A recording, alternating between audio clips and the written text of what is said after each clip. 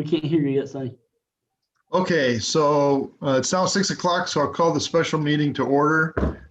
Since our city clerk provided that we would have a pledge of allegiance, we will please rise and pledge allegiance. I pledge allegiance to the flag of the United States of America and to the republic for which it stands, one nation under God, indivisible, with liberty and justice for all.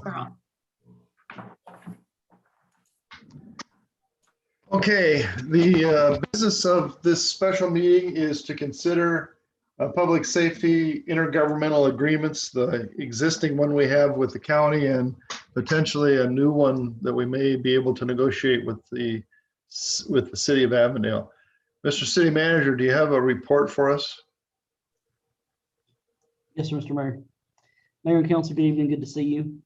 I would also like to thank everyone else on the call. Thank you for the staff that's here. We do have officials here from Avondale, and Captain Broughton is here with MCSO, and also David LaFond is here with the posse. So we appreciate you being here tonight.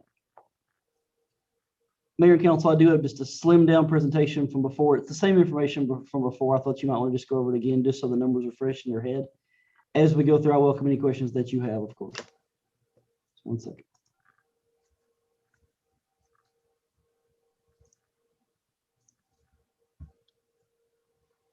Okay, can everyone see my screen together? Okay, thank you.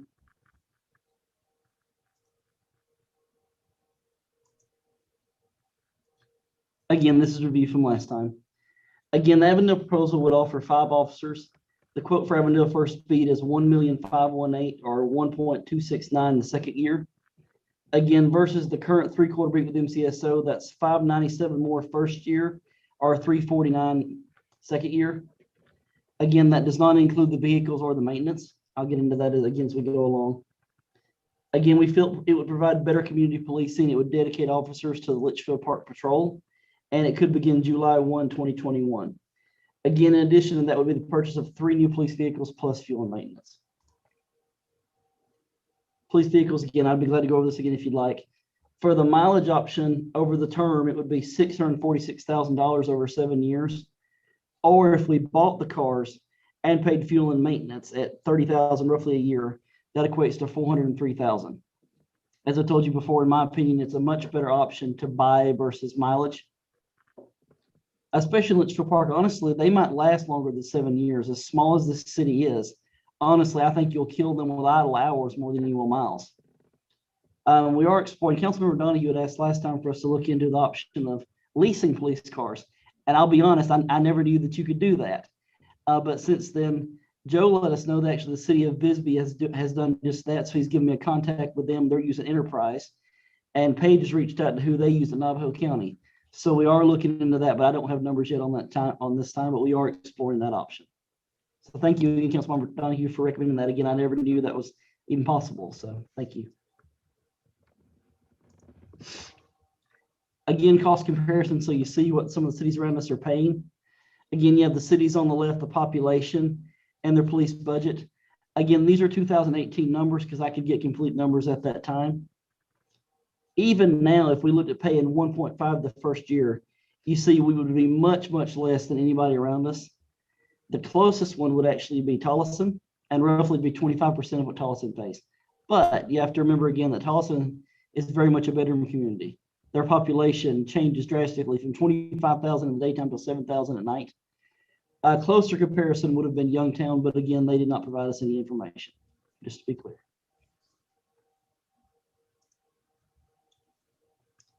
These are costs if you include the cars and the mileage. So again, first year would be $1,705,000. Following year is $1,301,000. That is buying the cars. That does include fuel and maintenance on the $1,301,000. Again, versus the current contract, you see those costs. We would need to plan to replace the cars in 7 years, so we would need a budget for that. We could do it lump sum or over the years either way. And again, as I said, we're looking at the option of leasing the cars. Any questions so far?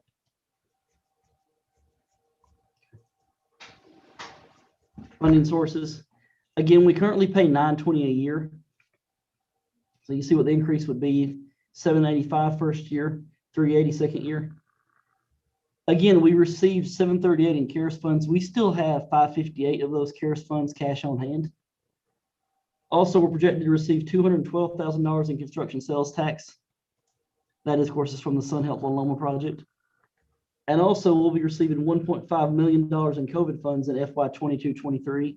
Again, we're still nailing down exactly how those can be spent, but I would think it would be very much like the CARES funds were, that these monies will be specified for certain things such as water, sewer, whatever it may be, but it would free up money we would have spent otherwise.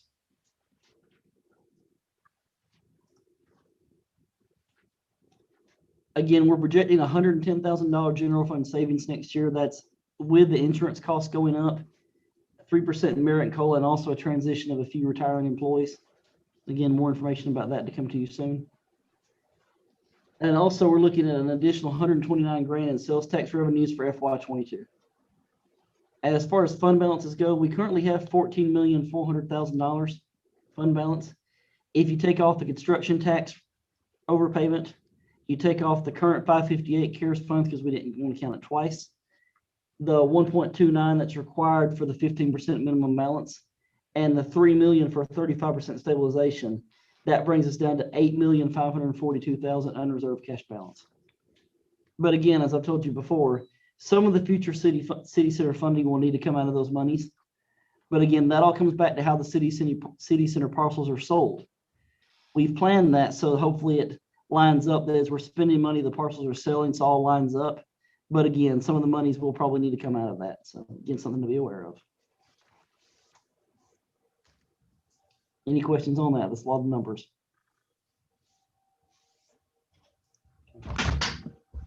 Again, you know my recommendation. I would recommend that we go with the city of Avondale beginning July 1. Again, I think it provides us better community policing officers that know the city, know our businesses, know our citizens. Again, as I've told you before, the top 3 of Avondale PD actually live in Litchfield Park. And I think that would, it makes them more invested, just in Matthew's opinion. And also, I think we'd have better communication between the city and between the contacted police provider. It's one thing to contact the sheriff, it's another for me to contact the city manager. It's just easier. Again, as you know, it would require a council vote to do this, to approve a notice to MCSO. Per our contract, we are required to let MCSO know by April 15th annually if we would like to discontinue our contract for the next fiscal year. Again, if we did this, Avondale would begin providing police services effective July 1, 2021. Any questions at all, Mayor and Council? Yes, sir. I'm kind of struggling with this concept. It sounds like we're going to cancel the sheriff and then we're going to go attempt to negotiate with Avondale. What happens if we don't work out a deal with Avondale? And what happens to our bargaining power when they know we've canceled with the sheriff? So I've already talked to the city manager of Avondale about this, if he had any concerns whatsoever as far as their council going along with IGA. I had that discussion actually before the meeting last week. And he said that the Avondale City Council is very aware of their intentions. They're aware of the prices that we have been told, and they're in a good place on this. I agree with your concern, sir, because we have to let MCSO know by April 15th if we're going to cancel services. We are planning for the Avondale IGA to be on the council agenda in May of this year. But obviously that would be after if we let MCSO know. So I do understand your concerns there. But again, from my discussions with Avondale, I'm confident we're on the same page. But if you don't mind, sir, I would like to pose that question. We have their assistant city manager on the line. Gina, do you mind speaking on that issue? Absolutely. Thank you, Mayor, members of the council. We have no intention of changing our prices or anything like that.